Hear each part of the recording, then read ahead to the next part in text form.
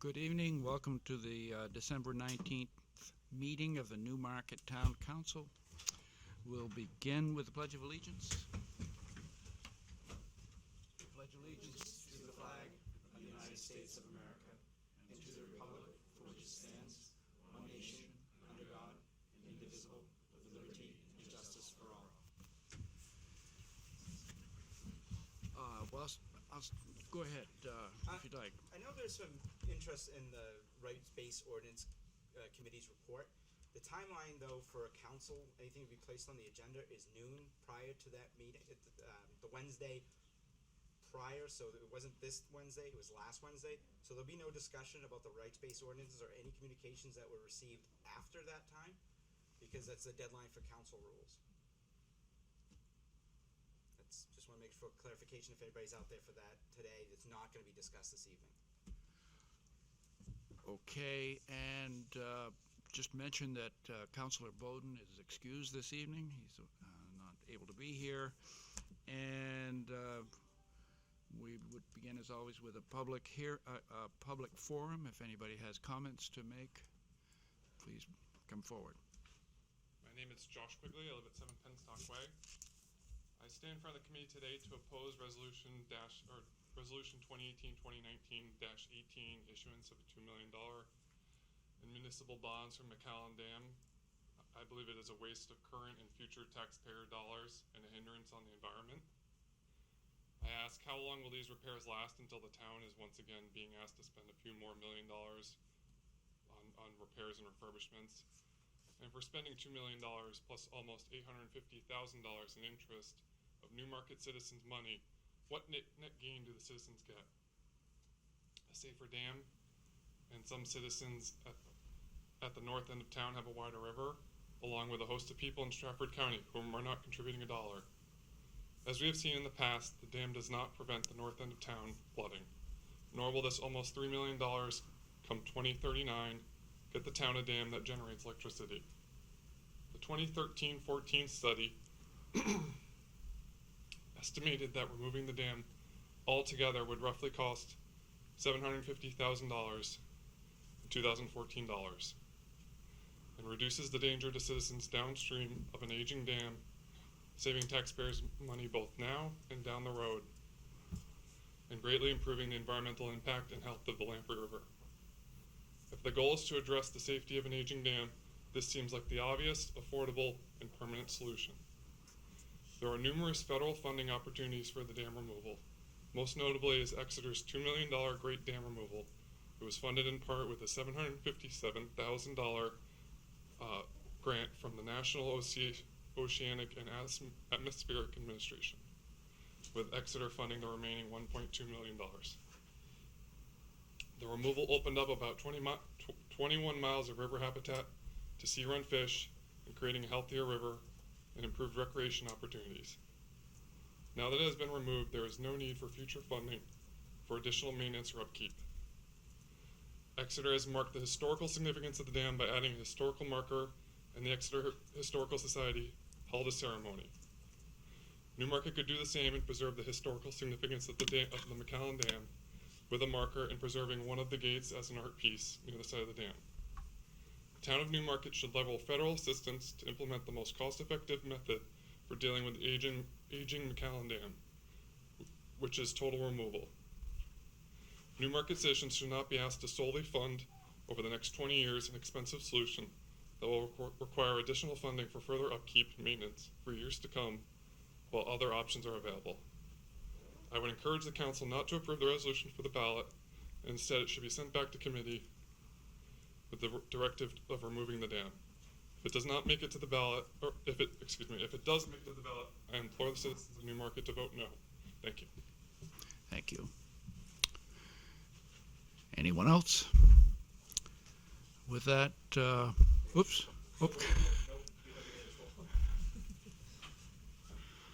Good evening, Newmarket Town Council members. My name is Monica Christopoli. I live at 6 Central Street with my husband and our 2 children.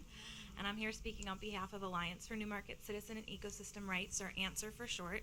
I'm speaking in favor of the resident proposed Newmarket Freedom from Chemical Trespass Rights-Based Ordinance, which is not part of tonight's agenda. But in case I can't make the meeting when it is on the agenda, I will read my thoughts tonight and probably be back also. You've heard me speak more than a few times about this RBO. I hope that my comments tonight will feel fresh with a new light at the end of the proverbial tunnel.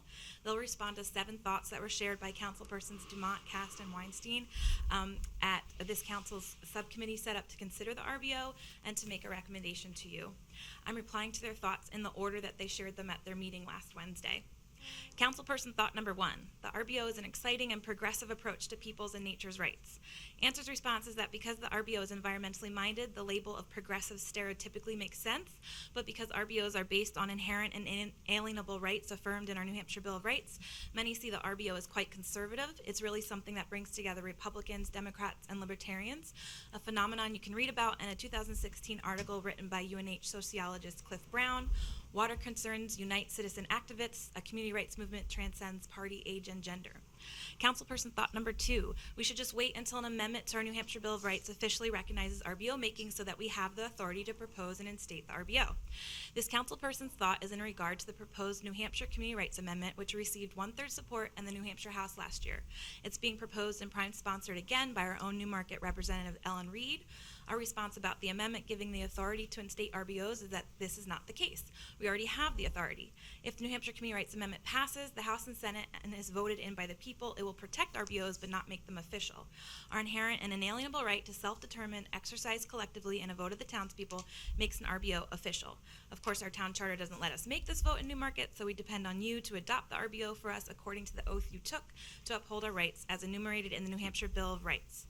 But beyond all this Newmarket-specific municipal red tape, New Hampshire townspeople who can make this vote are not waiting for the amendment because they and their ecosystems cannot afford to, and again, because they do not need to, they already have the constitutionally affirmed and inherent and inalienable right to adopt RBOs. And I've told you before about all the articles that support that, and I'm not going to spend my time doing that. It's in the letter, so I will skip ahead. Councilperson thought number 3, change has always been achieved by moving through the governmental process.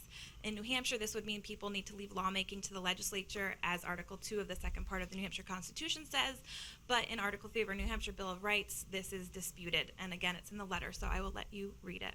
But in the bigger picture, outside our state, the councilperson's comment is not true. History shows us that systematic change in every large people's movement has always had to move outside the governmental process in order to right the legal wrongs the movement was facing. In our case, the legal wrongs is that it is legal for PFAs, PFOs, PFOAs, and PFCs to be released into our water at quote-unquote legal and safe limits that have proven to cause cancer. I'm not saying this. The CDC is saying this. If it matters to you, former military personnel of places like the former Pease Air Force Base are saying this, and I can share documentaries with you if you care to learn more. The more important point here is that legality is a matter of power, not justice. Are we going to say to future generations that when we leave them with a poisoned community, sorry, it was the law? Councilperson thought number 4. You're about out time limit. Can I read another paragraph? It's up to the council. That's council rules. If you Yeah, want. I'm fine. Just quick, please. Thank you for that. What's the point of this RBO? Last paragraph. We have no direct threat in our town like Nottingham had when it fought USA Springs. Answer's response is twofold, and we'll treat the direct threat comment first and the no point comment second.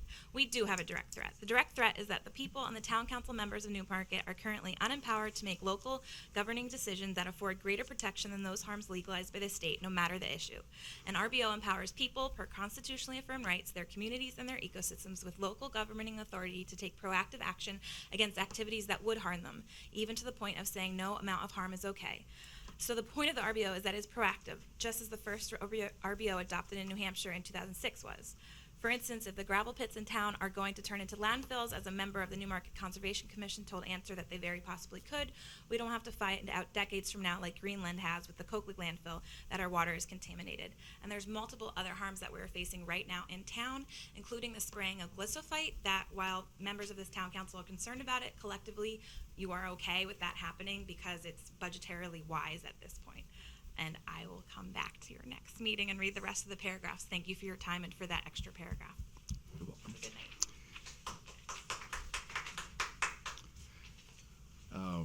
Any other comments to be made during public forum? Good evening. I would like to introduce to you two of our newest police officers. I feel it's important that they come and show their faces to the council, and I would ask you to join me in welcoming them to the new community and to the police department. To my left, this is Craig Marston. Hello. Craig came to us from the great state of Florida. He's actually lived in the Seacoast for over 3 years now. He has a father who is a former law enforcement officer working for Orange County. Craig served in the United States Coast Guard for the past three plus years, served on a number of cutters, was honorably discharged, and he just recently graduated from the New Hampshire Police Academy. We hired him in August. He graduated last week, and I'm extremely proud of him. There's a prestigious award that's given out to one recruit who didn't know I was going to embarrass you tonight, but it's called the Arthur D. Keyhouse Award, and it's a very prestigious award that's given out to one recruit who excels in academic excellence, physical fitness, firearms training, leadership ability, and class motivation, and Craig was the recipient for the 177th Academy. So, Craig, this is the council. Craig Marston. Nice to meet you. Welcome. Congratulations. Welcome. To my right, this is Garrett Alofs. Garrett comes to us from the city of Manchester. He is a former United States Marine, served for 5 years, left the Marine Corps as the rank of sergeant. He was an instructor at the United States Marine Corps Communications School. He was also a combat marksman coach while he was deployed overseas. After he got out of the United States Marine Corps, he came back and got his degree in justice studies, criminal justice at Southern New Hampshire University. And he is slated to begin the academy in January. So, Garrett Alofs, this is the council. Welcome.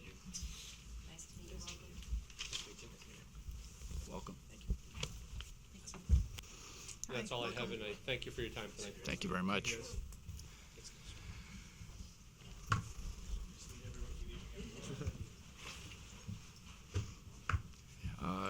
Seeing no one else, we will close public forum at 7:23.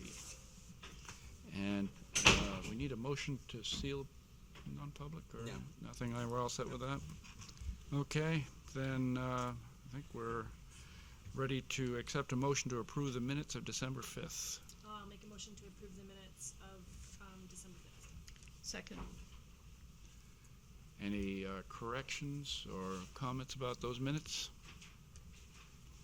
Seeing none, please call the roll. Council Burns. Abstain. Council Finch. Abstain. Council Dumont. Aye. Council Cast. Aye. Council Weinstein. Aye. Council Pike. Aye. Motion passes 4-0 to 2. Okay, and now the town administrator's report, Thank you, please. Mr. Chair. On my unwritten report, I do have the default budget prepared and ready for the council's signature. We are estimating the default budget will be $12,420,846, or $280,112 higher than the previous year, which is also higher than our proposed operating budget for this year. The reason why is the formula that they use.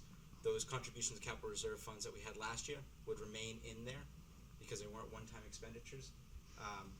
So the reductions that we made would go in there. So if we get the default budget, it would actually be higher than the operating budget. So I just need the council to sign that this evening. On my written report, as the council is aware, we've been negotiating with New Singular Wireless to locate a cell tower on town property at the fire station as part of the Federal SafeNet project. The Federal SafeNet project came after September 11, 2001, when it was determined that there's a lack of wireless communication in the country, and that they need to improve it in case of emergencies. Part of that process, New Singular needs to apply to the planning board for site plan approval. We, as the owner of the land, have to send a letter saying that we agree to that. Well, after that's approved by the planning board, then we negotiate the final lease, at which time the council would vote on that. So I just want the council, the public, be aware that, yes, you're gonna see a application for a, site plan approval on our land. This is the reason why, and, just go from there. The second item is that I've been notified by at least two councils that they'll not be able to attend, either meeting in January. In order to ensure a quorum, I'd recommend that we reschedule our January meetings from the, first and third to the second and fourth Wednesdays, so it'd be January 9th and then the 23rd.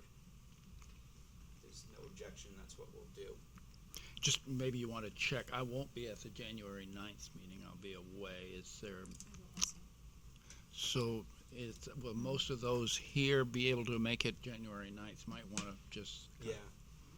Because then, what we'll do then procedurally is that I'll call the meeting to order, and we'll have to take nominations for an acting chair for the evening, and then they'll chair the meeting, so.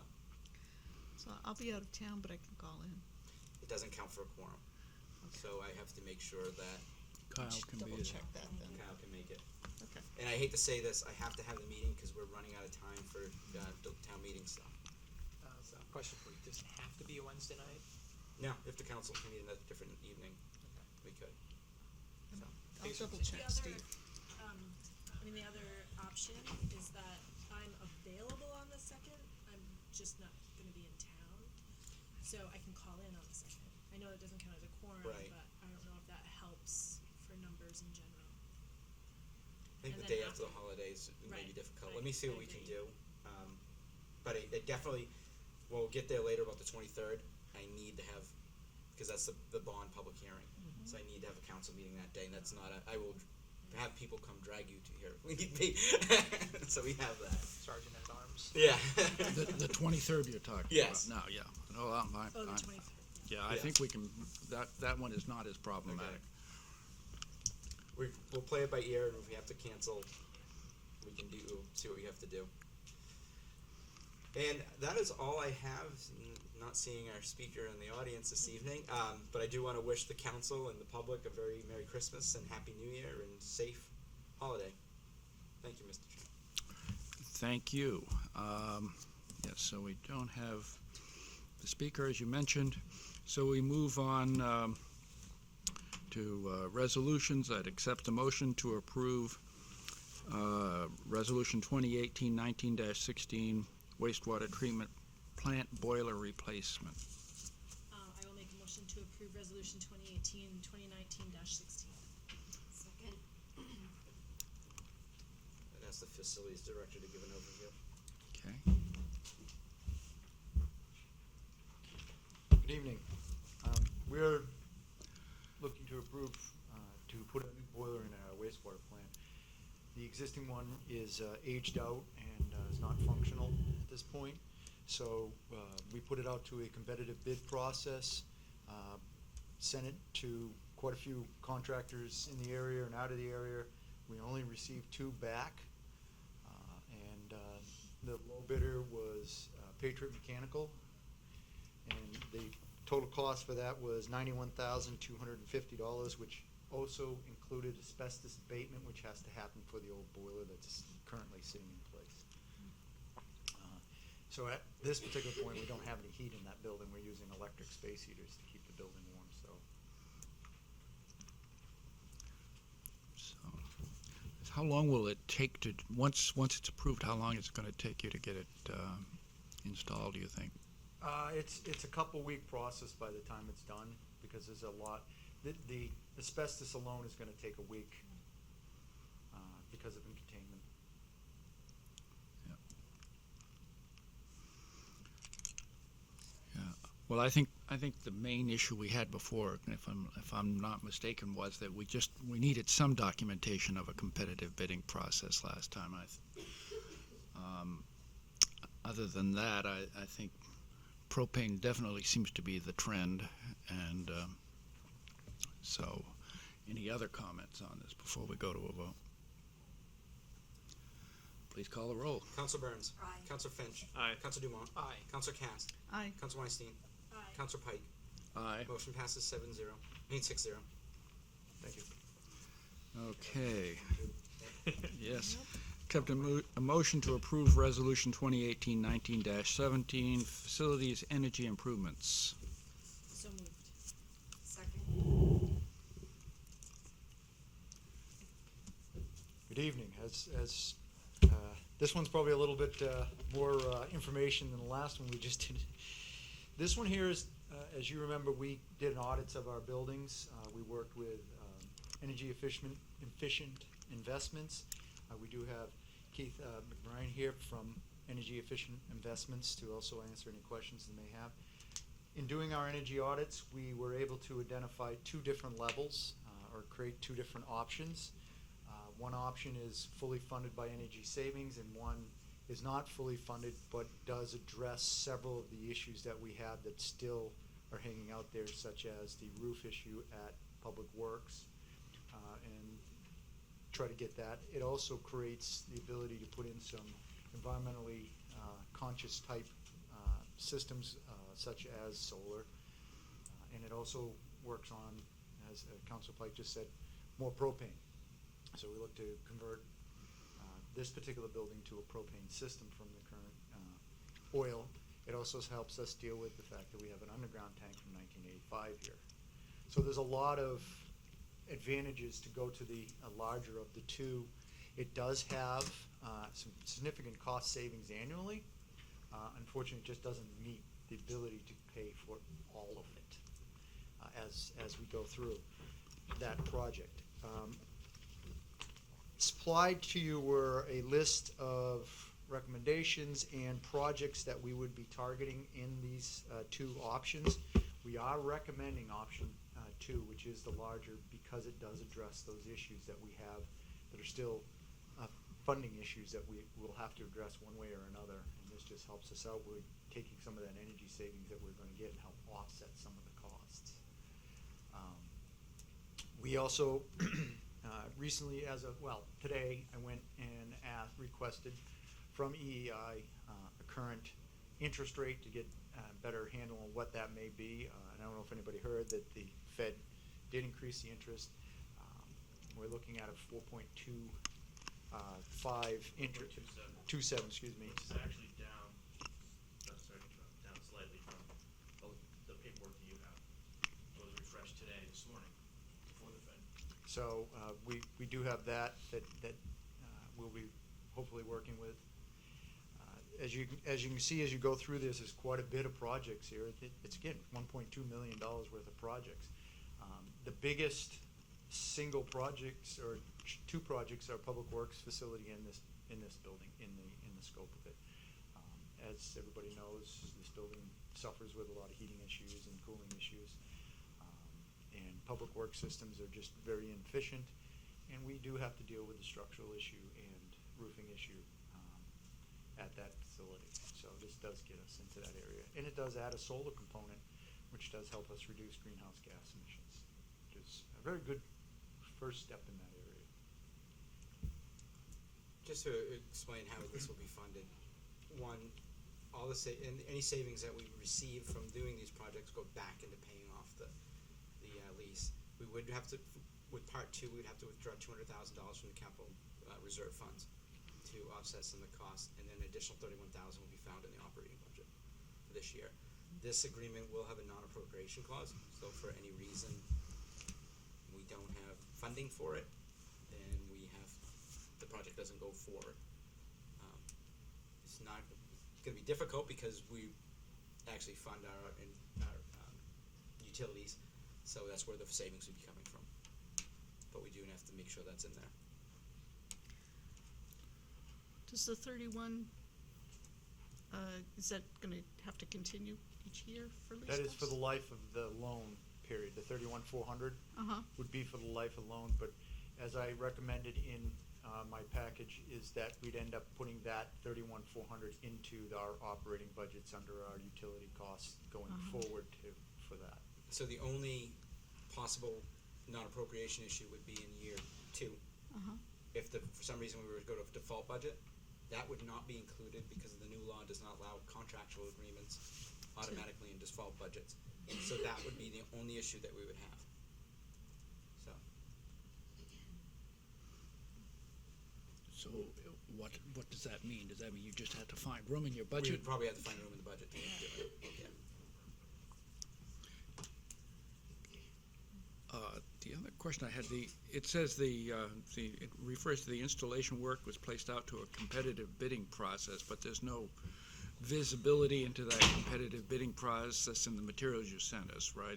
Am I understanding that correctly? We didn't ourselves conduct that competitive bidding process. That was done by Energy Efficient Investments as part of their package as our energy audit company and consultant. Part of, for example, I believe the city of Dover uses Siemens as their contractor. Siemens does all the bidding work, and so the city doesn't do it. They do the work through the contractor. And I believe most We have contracts. I have dozens of quotes on many different things for all these projects. Right. Well, I guess there's no reason for you to take a higher quote if you're No. employing. It would not be advantageous. The solar panels, 50 kilowatts. What would that be equivalent to? Just to kind of wrap my head around it, like in terms of like houses or. I don't know about houses, but it's going to cover more than the electricity of the public works department. Okay. And likely all the electricity for this building too, which are the two biggest energy users. Okay. Cool. But I can get back to you with a number. Well, of houses. even just to like contextualize conceptually, it. what does Yeah. it mean? Okay. Cool. It's lowering your electric costs by half. Okay. Essentially, electric use by half. So for just the solar component, maybe the number that people would like to hear would be, how long does it take before that recovers what the investment is in the solar? Yeah, so the solar by itself is, I believe, a 16-year payback by itself, without any incentives. And we should Don't know mention about that, yet. we should mention that in their, right now, there is no incentives for solar installations, but we are looking that those will be coming out, which then would also help offset some of this cost. But there's a very tight window or time for that, so if we don't have our project already readied and approved, we won't be able to get into it. So we want to be able to, the minute it opens, jump right in. Let's see if I can pull that quickly here. Public Works. So with all of the public works, including the new roofing installation, we're looking at 22 years, but that's everything. So if I separate out the fact that we have a $290,000 cost for the roofing of just the garage that is in there, you can reduce that number by those number of years. So your $738,000 project, reduce it by $290,000. The problem is that I can't put the solar on without doing the roof. The roof has to be replaced, and it's already, as we already know, it's in bad shape to begin with. It has to be replaced anyways. We're gonna replace it one way or another at some point here soon. We're also going to add insulation to the roof to help with the thermal load of the building at the same time. And some of the kind of the unique things that we're gonna be doing with this is we're updating the gas unit heaters. Now, I don't know if you remember, but last year we put in one, and the new ones will be interlocked with the garage doors. So when the garage doors open, they shut off, so we're not blowing heat outside. Did you say 22 years? 22 years for everything with the roof. Okay, but the lease period's 20 years. Correct. Okay. So, just a couple comments and a question. And first, for lots of reasons, I'm happy to see this proposal in front of us. I think that us being more efficient is a priority, and it really needs to be. And the addition of the solar panels is, I think, a real plus for this project. I had a question about, and I had reached out to you a little bit. I did do some Googling. My HVAC system knowledge is slim to none. but one of the big line items that caught my eye is these DDC controls, and so I did, I looked it up. I have a general understanding of what it is. I guess what I'm curious about is it is a huge expense. What is the benefit? Is that standard at this point? It is something that we have to do as HVAC? part of this. It allows us to control the systems efficiently. Automated setbacks, load shedding, and other options, light controls, so that without that, we won't be able to gain the return on the investment, because we need to be able to control those items so that we're not heating, say, this building at 70 degrees at 12 a.m. We don't need to. So that's all part of it. It also allows us to be able to do a lot of remote access and adjustments as necessary, as well as tweaking it or adjusting it to optimize energy savings. So if I put it into sort of my terms, I have in my house, I still have one or two of the old dial thermostats, right? And then I have, when we had to replace our furnace, I don't know, 10 years ago, and we put in Honeywell programmable thermostats. And so I just recently put in the Nest thermostats. So is this sort of the equivalent to, on obviously a much bigger scale? It's basically your programmable thermostat, and if you want to put it on steroids, Right. it's much more in depth. It's a much bigger type system, and it controls a much higher level of items than your home. Basically, your thermostat at home's turning it on and off. We're doing a whole lot of other stuff. Thank you. You're welcome. If I remember from when we've talked about these kind of programs in the past, I got the impression that part of figuring out the combination is, that there's an art to figuring out what you need to do right away and what's the payback, right? The best payback for it. Correct. So do both options, if you look at them from that perspective, are they both a good mix? If you look at option number one, the work that's listed in option number one, which is about $760,000, is able to be done by 100% of those energy savings over that 20 years. It does leave us not addressing several concerns and areas that we have still within our facilities. So what we looked at was, how do we get to address those issues and still have a majority of that offset by those energy costs? So that is that balancing piece that Keith and I worked on together to try to come up with the best use of the funds or the savings that we were going to get, and address as many issues as we can possibly, as well as build a system that we can build on or expand, especially like energy management systems. We want to be able to expand that into other facilities as we go forward through the community. It also is the same system that's going to be in the schools, so we're going to have one system for energy management, which is really a great way to do it. So, that was the way, one of the big advantages that was presented to us, right? That the savings is going to offset the cost. Like I said, we can do a project, $760,000, that's 100% offset by the energy savings. The problem is it still leaves the community with several projects that are undone that still will need to be funded. For instance, the almost $300,000 worth of roofing issues that we have at Public Works, and some of the issues that we have in this building won't be able to be addressed as well, because we don't have enough energy savings to do all of it. So in doing it this way, we're able to maximize that energy savings, maximize the return on the dollars, and offset some of it, but not a full amount. You're speaking about option 2. Correct.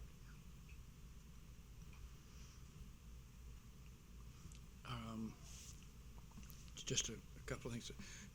Describe a little more. I know it makes reference to the fact that sometimes now, in this building in particular, you're heating some areas where you're cooling other areas, and how that's addressed through these changes. And For example, when it comes to heating and cooling, if you were in my office any time in the last week, even though it was cold outside, my office was probably about 80 degrees. My office window was open today because I'm tied to the next office. So it was 78 in mine and 73 in hers. What it's going to be able to do is, like, and mine is basically because it's in the front, and I get sun all day. Good solar. Yeah, get solar. But mine is tied in with everybody else's, so I have to suffer. Not suffer, but heat. Well, everybody else, if I didn't, they would be freezing. What this is going to do is able to actually monitor each of them and set the temperatures where it should be. Versus. Does it move heat from one part of the building to? It doesn't. It does not. We did look at that. Okay. But we just could not make those numbers work. We tried really hard, Yeah. but we were not able to make that because this building needs a lot of infrastructure improvement beyond just putting in efficient lights and efficient AC and heating. We have to really go deep here. So Yeah. we couldn't make that work. But it was a great idea, and I tried. I mean, I did an energy model and everything, and we just couldn't make it. And this is where our energy management system is also going to help us out with controlling that. So, our town administrator's office is in 80 degrees with a window open, and just throwing the heat out the window at that case. Is there insulation in this building? Is there going to be an insulation added out of this? There's going to be envelope ceiling and attic insulation that is included in this scope. Are the rebates only part of the option 1 or Nope, 2? both. Both? Okay. We're hoping to also, like I said, get additional for the solar, but we'll have a window at some point for that, so. Okay, so whatever the rebate is for, it's part of both, either option? Correct. Okay. But I believe it's higher for the larger project, the rebates. Why is that? We're doing more work, so we're saving. No, you're right. We're saving the same amount of energy. It's the same. Actually, no, it's slightly different. Yeah, I think it's a little higher for the larger project. We're doing more energy improvements. Is that just based on, The type of work, Yeah, so the rebates are complicated, but okay, so the lighting is prescriptive, so no matter however many lights you put in, more efficient LED lights you put in, and replacing older fluorescents, you get X amount of dollars per lamp or per fixture.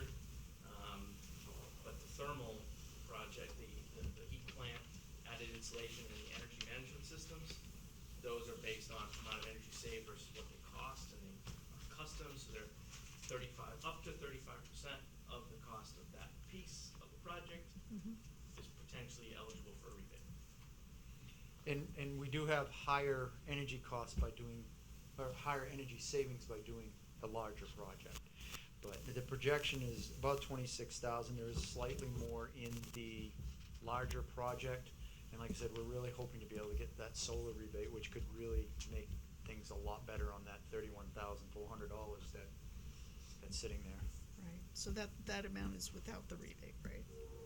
The amount that you have in here does include the It rebates. does include the rebates. But it does not include solar rebates that may be available, because we don't know what those are going to be. Okay, so it's the ones that you're sure of, Yes. Correct. but not the ones that We're I'm hoping for. not sure of. Okay.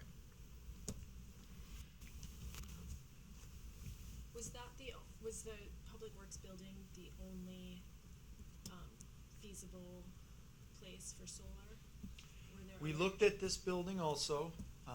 We would have to replace the roof here, as well as looking at some structural issues, because it does add weight to the roof, and being the age of the building and so on and so forth, it just didn't work out financially.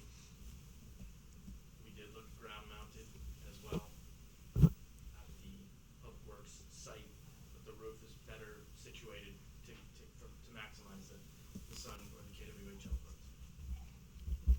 Hopefully, we're taking part of that land to put a cell tower on it. So you were saying with what's in option 2, I'm just asking a lot of questions because it's twice as much. So it's like, with the things that you were saying need to be done anyway, so that's what option 2 includes? Correct.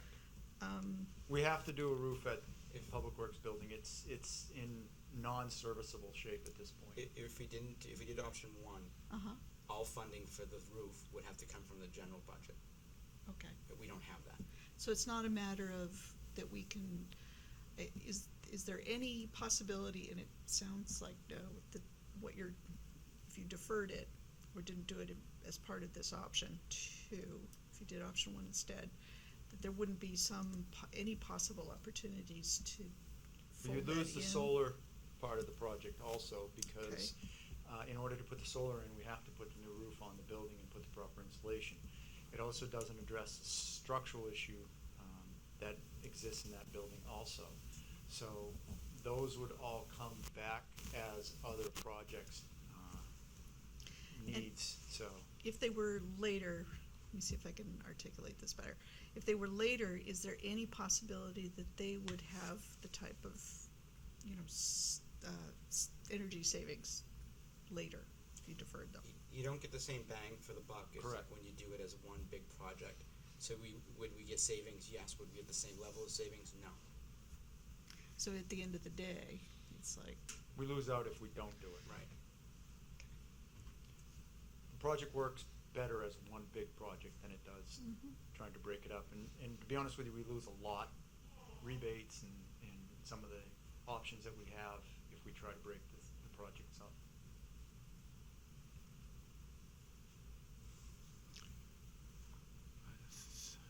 Seeing no other comments, please call the roll.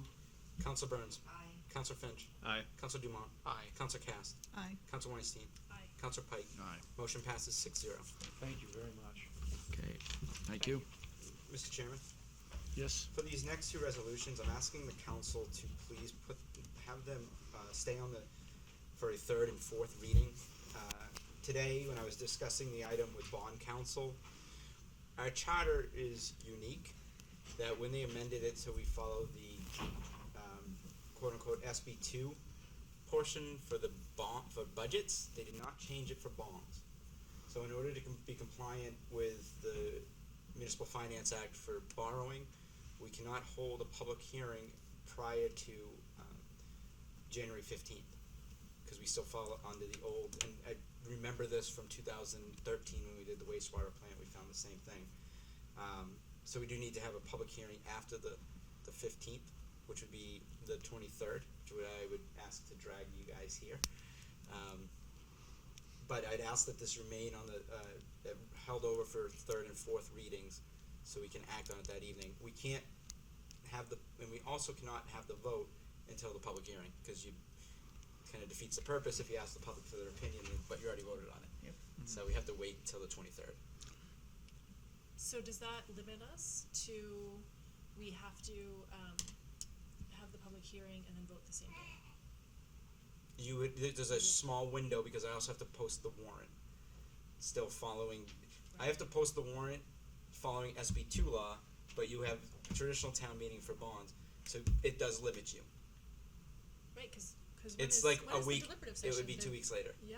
I have to post the warrant 1 week before, so you can't do it any later than that. Doesn't give us time to consider the public's comment. So I think if people have strong feelings about the bonds, about either issue, it would probably make sense to send those along to the council Yep. prior to, so that we have some time to digest it. Or if they could do it, they could present it during, as was tonight, somebody could present Right. during Yeah, public but- hearing the time before. Exactly. It doesn't Right, limit right. comments by visitors, but it's just that the official public hearing can't be held till the 23rd. Public forum, I should say. Does it limit us in terms of starting to send out anything into, wasn't there some discussion, maybe I had it with Diane, about we want to get this, particularly for the dam, you want to get it to the attention of people that might potentially bid on it. Yeah, actually, the better time to do that is after deliberative session, in case there's any changes or amendments, which could, minimal because it's a bond, but just in case. Okay, so it doesn't mess us up Nope. too badly there. No, All right then. I just have one other question. Sure. Just for scheduling, I'm looking ahead, to be honest, I don't have these dates in my calendar yet for 2019. I'm assuming that our deliberative session will most likely be the 2nd, is that accurate? correct, and then the Okay. 9th will be the backup. Okay. Second, as you said, was the deliberative session? Yep. Put that in my calendar now. January? February. Oh. And do we Odds are here. There's not a lot on either side. And we haven't had any real sellout crowds in a while. I think ours lasted 10 minutes last year. So, Well, considering there was zero public, Yeah. public hearing for the budget, that's an indicator. Hey, you were there. Well, they might be a little more lively this Yeah. year, I think. Could be. Yeah. What's the election day? The 12th of March. Okay. So that takes us to, so we don't need anything other than to just let it Nope. go to the third and fourth reading? Correct. So we move on to Resolution 2018-19-20, authorizing the town administrator to enter into an agreement with ADG for Economic Development Services. I'd accept a motion, please. I'll make a motion to accept resolution 2018-2019-20. Second. I'll discuss. As the council is aware, one of the goals for this coming fiscal year was to encourage the economic development in the community, and mainly in the gateway districts of the town, which are North Main Street, Route 152, and Exeter Road. The council, after joint meeting with the planning board, asked me to issue an RFP for economic development services. We received one proposal from ADG LLC. It's a well-known firm in the state, and this would be a one-year agreement with a possibility of extension. They have an hourly range of $45 to $150, depending on the individual. This is common, same thing as law firms or engineering firms. It depends on the individual that we get, and they've agreed not to exceed $30,000 in the coming fiscal year. In fiscal year 20, I have $31,000 budgeted, and we'll find the funds for this coming fiscal year.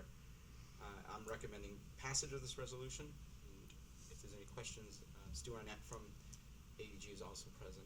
I think we had a lot of questions and answers at the last session with the planning board, so. Okay. Any questions from council? We don't have to put the dollar limit or the not to exceed in the resolution. No, it's in the contract, so. Okay. Okay.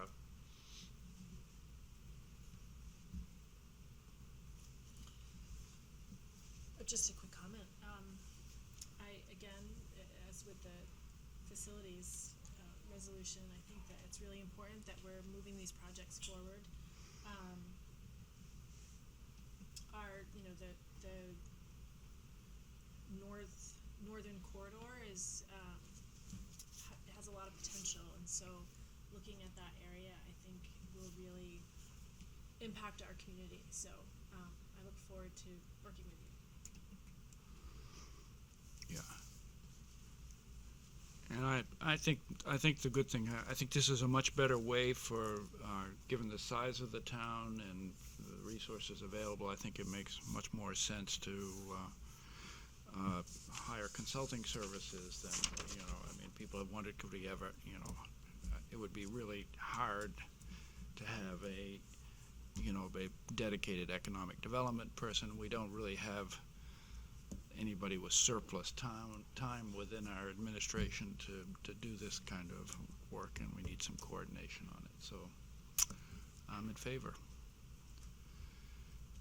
Seeing no other comments, please call the roll. Councilor Burns. Aye. Councilor Finch. Aye. Councilor Dumont. Aye. Councilor Cass. Aye. Councilor Weinstein. Aye. Councilor Pike. Aye. Motion passes 6-0. Okay. How will that process move forward as far as work, meeting with the council? Yeah, and- after the holiday, I'll meet with Stu and individuals from ADG. We'll come up with a plan, and then we'll give you periodic reports on what's going on, and it's actually in the contract that they have to do this, so. Okay. Thanks. So, move. Yeah. Happy holidays. Thank you. So I'm going to read the next, that we have 3 resolutions to be read in the first reading. Resolution 2017-18-21. a wastewater treatment plant solids disposal contract with Waste Management of New Hampshire. Whereas the Newmarket wastewater treatment plant generates approximately 660 tons of solids a year, and whereas the solids need to be disposed of, and whereas the wastewater department performed the required bidding process, and whereas Waste Management of New Hampshire is the lowest bidder, now therefore be it resolved that the Newmarket Town Council does hereby authorize the town administrator to enter into an agreement with Waste Management of New Hampshire for the transport and disposal of Newmarket wastewater treatment plant solids. And next up, Resolution 2018-19-22, 2020 International Dump Truck with Plow Equipment. Whereas Truck 5 is a 2005 Freightliner dump truck with plow and 53,414 miles, scheduled to be replaced on a 12-year replacement schedule and operated 1 year longer than expected, and whereas the mechanic at Auto Excellence has evaluated the truck and recommends replacing it because repairs need to pass inspection this year would exceed $30,000, and whereas the DPW director received a state bid from Liberty International for a 2020 International dump truck with plow equipment for $154,000, the current 2005 Freightliner dump truck with plow will be traded in with a value of $10,000. Now therefore be it resolved by the Newmarket Town Council that the Town Council approves the purchase of the 2020 HV 507 International dump truck with plow equipment from Liberty International for $154,000. And one more, and that is the Resolution 2018-19-24, 2020 Elgin Pelican Street Sweeper Purchase. Whereas the current street sweeper is a 1999 Johnston with 2,204 hours, it is currently out of service and parts are no longer available for it. And whereas the mechanic at Auto Excellence has evaluated the current street sweeper and recommends replacing it, and whereas the town receives Sourcewell NGPA bid price from the CN Wood Company for a 2020 Elgin Pelican street sweeper for $229,554. The current 1999 Johnston street sweeper will be traded in with a value of $3,000. Now therefore be it resolved by the Newmarket Town Council that the Town Council approves the purchase of the 2020 Elgin Pelican street sweeper from CN Wood Company for $229,554. And that is all of the readings. It did strike me that will pretty much take the lion's share out of that capital reserve fund. It does. That's those are two pretty big time items. Yes. Yes, I don't have any other answer. Yep, you're right. Well, that's what they're there. The fund is there for. And okay, so are there any other correspondence to the town council? Any closing comments by town councilors? Did you want committee reports too? Yes, I do. And I should have asked for them for 4, but somehow I went right by it. Sorry about that. Planning board was last Tuesday. There was an application for development. I think it's on Exeter Road, across from it's the White House across from the car wash on that side of the road. What was interesting about that, and what most of the discussion, I thought I'd just note it, is it's going to include a new permeable surface, which doesn't require a lot of maintenance. So it's not like where you're going to have to keep dirt out of it to keep it working. It'll work without having to do a lot of that. So that was kind of interesting that we're having development come along that has those kind of technologies included in the package. Is it what kind of development is it? It's a mixed use. Okay. Yeah, I think it's going to be 3 units on the top and 2 commercial on the bottom. So what if I ask, are they still keeping the same footprint as the current structure? Or they, I don't, I'd have to look at the plan. to From the answer that question. conservation, they came to conservation too. It's the same exact footprint. So, Is it? and with the surfaces, it's the surfaces are really impressive that they're using. Yeah, So see, yeah.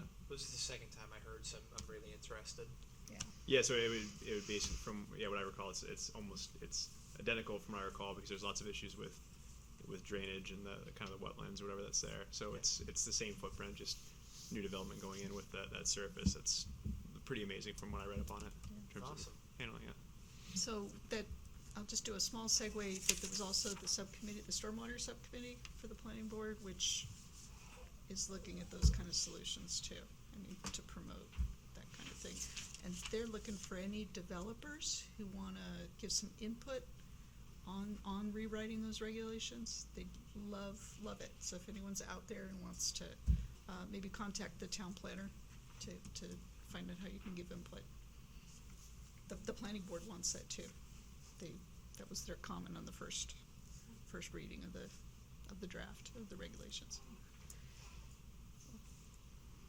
I have a couple. Since our last meeting, Budget Committee has met twice. On the 10th, we had heard from the school board, presented their budget, some questioning, but nothing really major at this point. I think we're still waiting on a couple of decisions from the school board before everything's finalized on their end.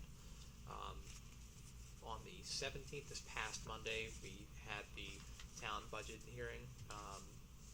Nobody came to speak out, which is great, and I also think that it speaks to the quality of the budget that was produced, but it passed with overwhelming support from the budget committee, which I think is awesome. And as it was alluded to earlier in the meeting tonight, the Water Rights Subcommittee has finished its process. I wasn't able to draft it in time for this meeting, but I'm hoping by our next meeting you'll receive the final report from our subcommittee, our recommendation for this RBO and how we proceed in the future. So you'll receive from me that letter as well as a packet of our agenda, our minutes, etc. Conservation Commission met last Thursday, December 13th. A fairly brief meeting, but just an update. Heron Points, the electrical work has gone in. The gate still needs to be worked on, and if weather permitting, that could be in the near future. But then again, it could be 3 feet of snow between a couple weeks from now. So Heron Point will be good to go by spring. The cleanup that was delayed twice in the fall will be pushed to the spring as well, and I'll get information on that date. But yeah, it's kind of the big thing. So yeah. Oh, and also Conservation Commission mentioned the idea of doing a photo contest for local conservation lands. So, but that would be probably next spring or summer. So that's it. Anybody else? Okay. Any closing comments by town councilors? Well, I would say again, what is the deadline for people that want to run for any of the council seats, or It'll be end of January.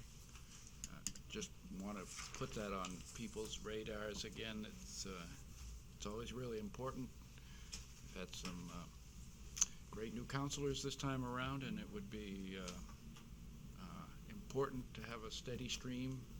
It's good to have contested elections. So, any Oh, I'm sorry. Go I ahead. was just gonna ask, where can people see what positions are? When it's time to post, the clerk will post them in her office, and we'll do it online as well. Okay. So we'll send it out the newsletter. And seeing no other comments or anything else, wish everybody a happy holiday season, and with that, we're adjourned.